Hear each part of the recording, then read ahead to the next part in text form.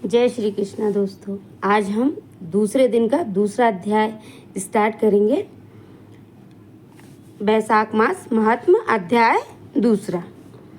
नारद जी बोले, हे राजन, बैसाख मास के समान और कोई महीना नहीं, सतयुग जैसा दूसरा युग नहीं, वेद के समान शास्त्र नहीं, गंगा जी जैसा कोई तीर्थ नहीं, जल दान के समान दूसरा दान नहीं, पत्नी के समान दूसरा मित्र नहीं, खेती जैसा कोई धन नहीं, जीवन के समान कोई लाभ नहीं, उपवास जैसा दूसरा तप नहीं, दान जैसा सुख नहीं, दया के समान दूसरा धर्म नहीं, नेत्रों के समान कोई ज्योति नहीं, भोजन के समान कोई तृप्ति नहीं, खेती के समान कोई व्यापार नहीं, धन के समान कोई यश नहीं, आरोग्य के समान कोई हर्ष नहीं, केशव के समान कोई रक्षक नहीं, और माधव के तुल्य संसार में कोई पवित्र नहीं।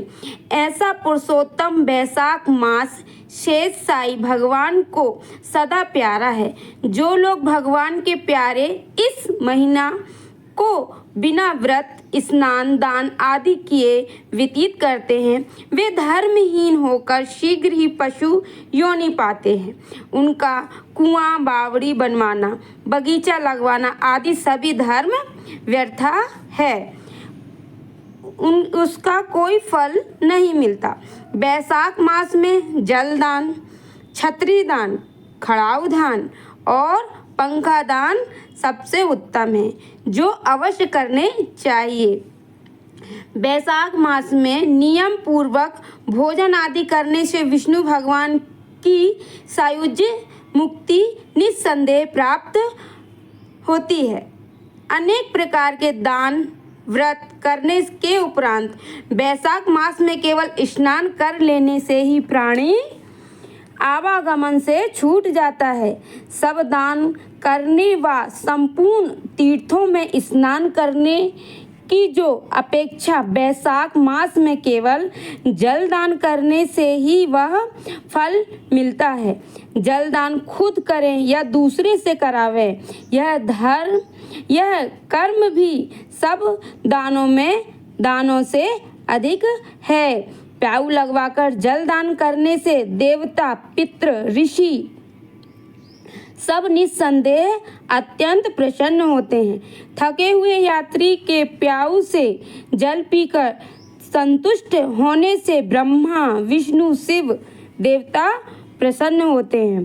प्याऊ लगवाने वाला करोड़ों कुल तक उद्धार कर विष्णु लोक को जाता है। बैसाख मास में कुंभी ब्राह्मण को जल से भरा घड़ा अवश्य देना चाहिए। कहने का मतलब है कि अगर हम बैसाख मास में किसी को घड़ा दान करते हैं जल से भरा हुआ, तो वह हमारा अनेक गुणा माना जाता है, जिससे चातक की योनि प्राप्त नहीं होती है।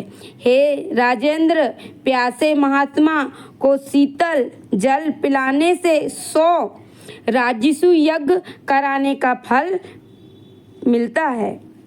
बैसाख मास में धूप, विश्राम और पसीने से व्याकुल ब्राह्मण को पंखा अथवा वस्त्र से हवा करना चाहिए तथा ताड़ का पंखा दान करना चाहिए, जिससे दान करने वाला गरुड़ के समान हो जाता है और सब पापों से छूट विष्णु भगवान के सायुज्य को पाता है।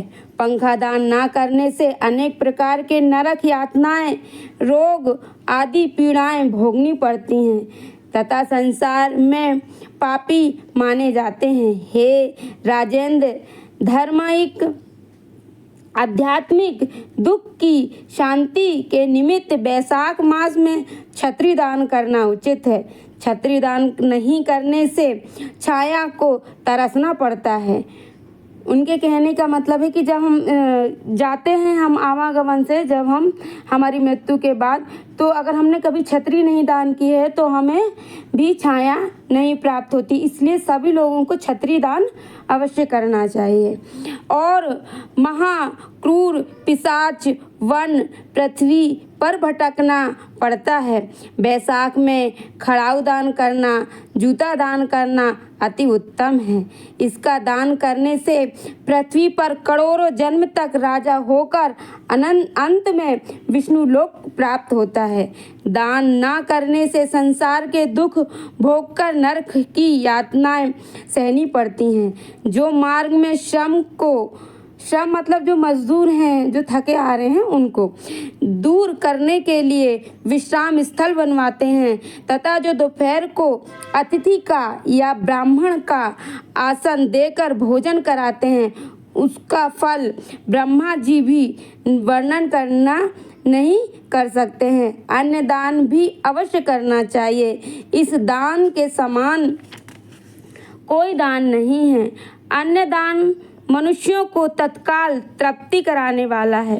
भूखे मनुष्य को, स्त्री को, पुत्र को वर, वस्त्र, अलंकार, आभूषण आदि कोई वस्तु अच्छी नहीं लगती। पेट भरने पर वह सब अच्छी लगती हैं।